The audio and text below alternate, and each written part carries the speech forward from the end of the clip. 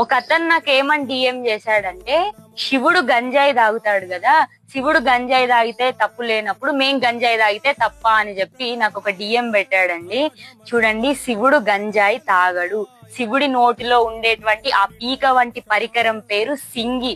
అది ఒక సంగీత వాయిద్యము. దానికి ఈ గంజాయి తాగే వాళ్ళందరూ కూడా దానికి పొగలు పెట్టి దాన్ని గంజాయి తాగుతున్నాడు, శివుడు గంజాయి అంటే ఆయనకు ప్రీతి అనేటువంటి ఒకానొక ఈ భ్రమని సృష్టించారండి. శివుడు గంజాయి తాగుతాడు అన్నాడు. శివుడు మెడలో పాములు వేసుకుంటారు, మీరు పాములు వేసుకుంటారా?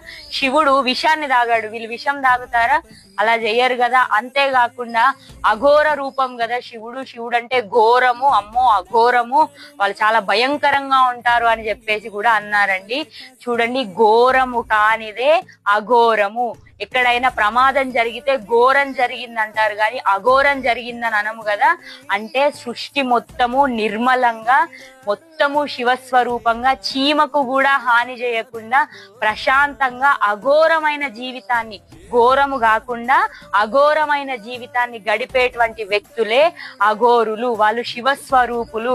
కాబట్టి ఇటువంటి సనాతన ధర్మాన్ని భ్రష్టు పట్టించేటువంటి మాటలు మాట్లాడేటువంటి వీళ్ళందరినీ కూడా మనం వీలైనంత వరకు వీళ్ళందరినీ కూడా దూరం పెడదాం.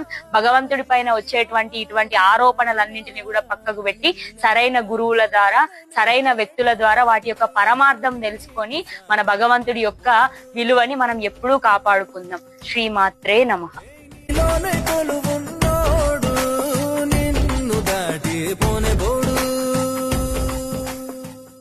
వెంకటాచలపతి